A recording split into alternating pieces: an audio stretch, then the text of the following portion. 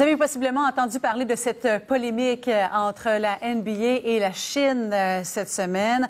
Vraiment toute une controverse qui fait rage. Il y a des remous en Chine comme aux États-Unis actuellement à la suite de ce qui s'est passé. Donc, on revient à la base du conflit. C'est un gazouillis, un tweet, si vous préférez, qui a été émis par le directeur général d'une équipe de basketball de Houston en soutien aux manifestants pro-démocratie à Hong Kong. C'est le sujet qu'on aborde à notre table des communications ce matin avec Martine Saint-Victor et Louis Aucoin. Disons que le message a été assez clair de la part de la Chine.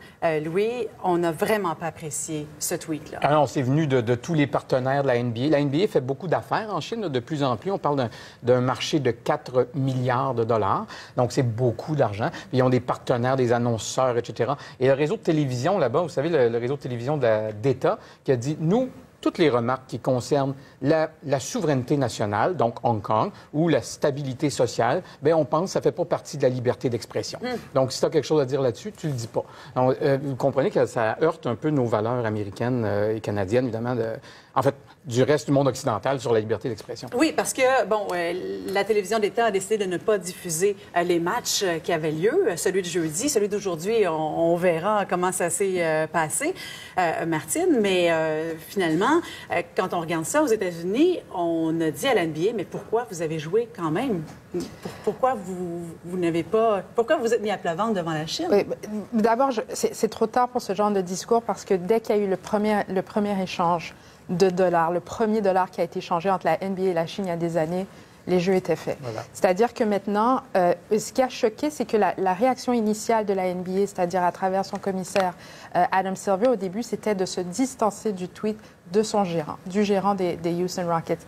Et après, par surprise, il y a eu une collaboration entre les républicains et les démocrates, si on veut, qui ont écrit une lettre, les membres du Congrès qui ont envoyé à la NBA pour dire, mais qu'est-ce que cette réaction face à la Chine? Et d'abord, un congrès où il n'y a jamais de consensus depuis des années, c'était très surprenant. Et c'est pour ça que la NBA s'est dit, bon, d'accord, oui, notre manager a le droit de s'exprimer. Évidemment, lui a émis un tweet où il dit, permettez-moi cette traduction libre, où il dit « J'ai toujours apprécié l'important appui des fans chinois et ceux des sponsors. J'espère que ceux qui sont contrariés savent que mon intention n'était pas de leur faire offense. Mes tweets ne représentent aucunement les Rockets ni la NBA. » Donc lui, en même temps, s'excuse parce qu'il comprend la teneur, c'est-à-dire les conséquences de son tweet.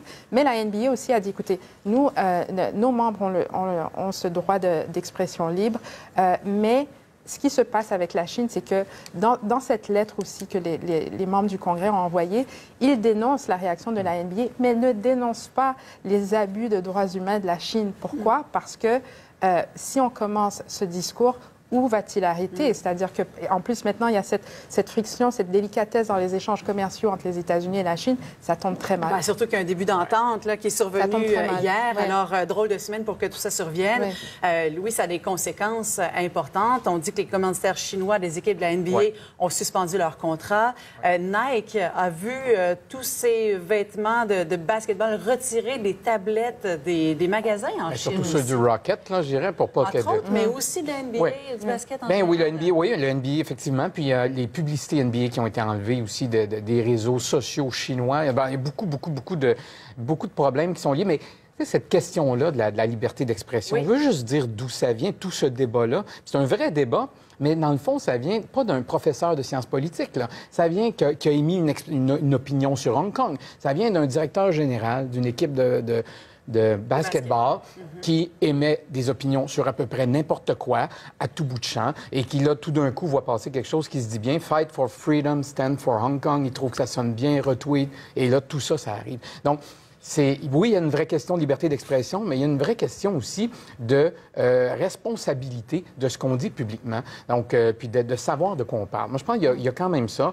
Mais en même temps, Louis, il y a quelque chose, c'est que la NBA est une ligue qui, contrairement à la NFL, a toujours permis à ses joueurs de s'exprimer. Ouais. C'est ça le choc. Si ça avait été un joueur de la NFL, où on le sait par Colin Kaepernick et d'autres, où on essaie de les retenir, avec en fait, avec le genou au sol, la NBA a toujours été de l'avant. c'est-à-dire que c'est quelqu'un qui défend, comme Nike d'ailleurs, et il y a ce parallèle, c'est-à-dire ce sont deux entités qui se sont toujours battues pour les causes sociales, la parité, la diversité, l'inclusion, les droits LGBT, et là, soudainement, de les voir dans cette arène où ils doivent limiter ce qu'ils ont à dire, c'est ça qui choque, en fait. Et Nike et la NBA devront, avec le temps, parce qu'ils sont partenaires avec la Chine, conjuguer leur idéologie à celle de la Chine sans trop se dénaturer. Et le challenge, il est là.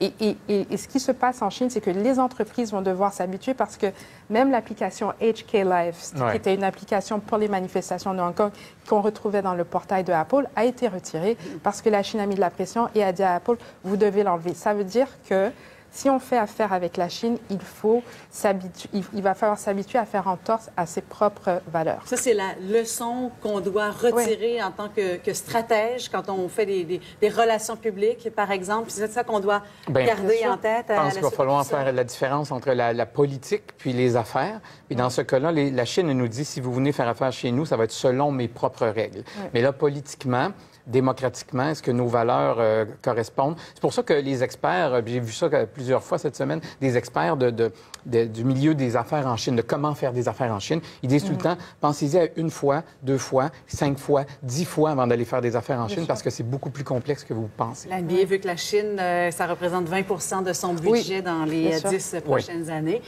C'est à suivre. Bonne tout chance. ça. Merci beaucoup. Merci à vous deux. Au revoir. Bye bye.